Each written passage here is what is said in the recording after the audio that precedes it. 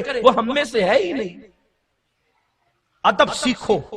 تو وہ شمس الدین التمش کی بات چل رہی تھی. نوجوان چھوکرا تھا, لڑکا تھا, اور گھوڑے پر بغداد شریف میں جا رہا تھا. نورانی چہرے والے دیکھے, اس لیے کہ جو جوہری ہوتا ہے وہ جوہر جانتا ہے. وہ تھا مختصر سا کسی عمر کا بچہ, لیکن چہرے دیکھ کر پہچان گیا, کیونکہ آقا نے فرمایا ولی وہ ہوتے ہیں جن کے چہرے دیکھ کے خدا یاد آتا ہے.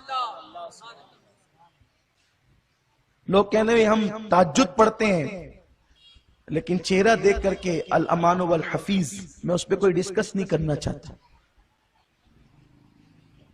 کچھ لوگ ایسا کہتے ہیں, سنا ہے لوگوں سے, کہ رات کی تاریکی میں بچے دیکھیں تو ڈر جائیں. یہ حال ہوتا ہے.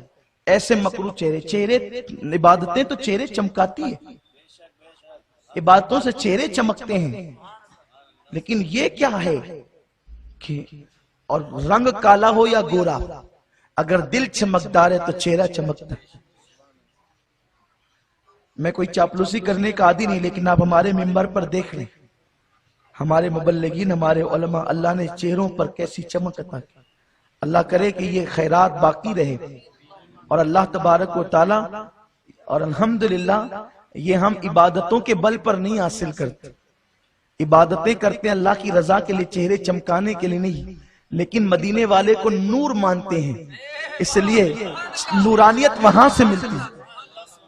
جو نبی کوئی مٹی مانے تو پھر چہرے ہی مٹی کی طرح سیاہ ہوں گے, اور مرنے کے بعد تو دکھائے جانے کے بھی قابل نہیں ہوتے. موت کے بعد تو دکھائے جانے کے بھی قابل نہیں ہوتے. سوشل میڈیا پہ اگر چہرے گھوم جائے تو لوگ 3 دن تک کھانے نہ کھائیں. یہ حال ہے. ارے وہ عاشقوں کے چہرے ہیں جو موت کے بعد بھی اگر 3 دن تک رکھے رہیں تو بھی چہرے پر کوئی اضمحلال نہیں آتا. ارے حال ہی میں میں نے کئی بزرگوں کے انتقال کے بعد سوشل میڈیا پہ ان کے چہرے دیکھے. علامہ شاہبت نورانی کا چہرہ 3 دن کے بعد دیکھا, یوں چمکتا تھا کہ دوسرے بھی کہتے تھے کہ نبی کو نور ماننے والے موت کے بعد یوں ہی چمکا کرتے ہیں.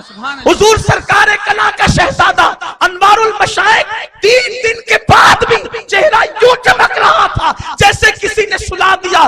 دیکھ تو نیازی ذرا سو گیا کہ دیوانہ, ان کی یاد میں شاید آنکھ لگ گئی. نعرہ رسالت, نعرہ حیدری, فیضان غریب نواز. سبحان اللہ, سبحان اللہ. نبی کو نور مانو گے تو یہاں بھی چمکو گے, وہاں بھی چمکو. جو نوری کا قائل نہیں, نورانیت اس کے مقدر میں ہی نہیں. لوگوں یاد رکھو. تو بہرحال چمکتے چہرے اس نے دیکھا. آقا فرماتے ولی وہ ہوتا ہے جس کو دیکھو تو خدا یاد آ جائے, جس کو دیکھو تو, توجہ آپ کی, حضور نے یہ نہیں کہا جس کو دیکھو تو نبی یاد آ جائے. توجہ, حدیث پاک, ولی وہ ہے جسے دیکھو تو خدا یاد آ جائے, نبی یاد آ جائے نہیں. اس لیے کہ کسی کو دیکھ کے نبی یاد آئے تو لوگ کہیں گے یہ نبی کی طرح, لوگ کہیں گے یہ نبی کی طرح. خدا کی طرح تو کوئی ہو نہیں سکتا. تو اللہ نے اپنے نبی کی مثلیت کا ایسی حفاظت فرمائی کہ حبیب میں یاد آؤں گا, تو یاد نہ آئے گا.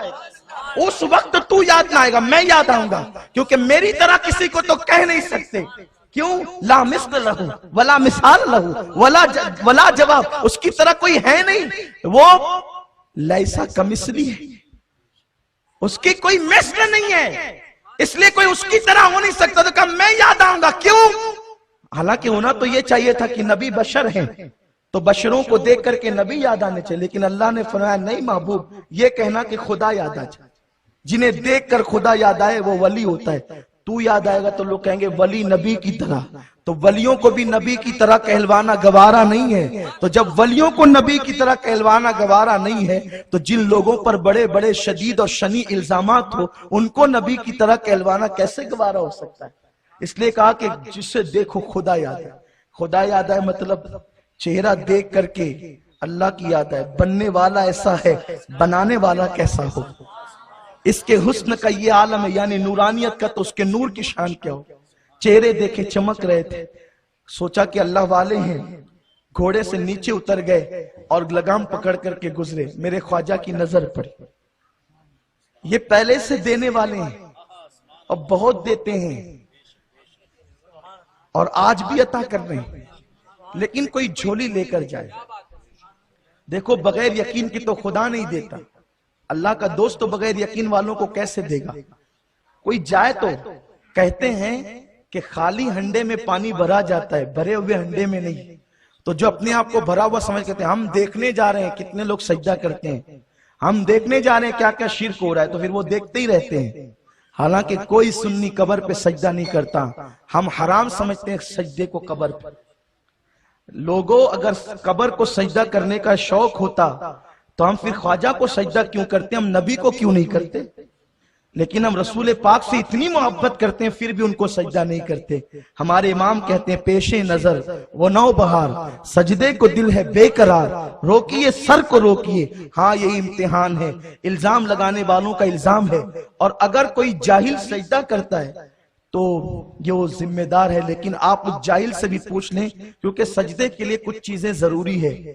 پیشانی کا جمنا، ناک کی اس ہڈی کا جمنا، ہاتھوں کا ٹکنا، گھٹنوں کا ٹکنا اور پیر کی کم سے کم ایک انگلی کا ٹکنا، یہ فرض ہے۔ فرائض میں سے 7 ہڈیوں پہ سجدہ کرنے کا حکم دیا گیا ہے۔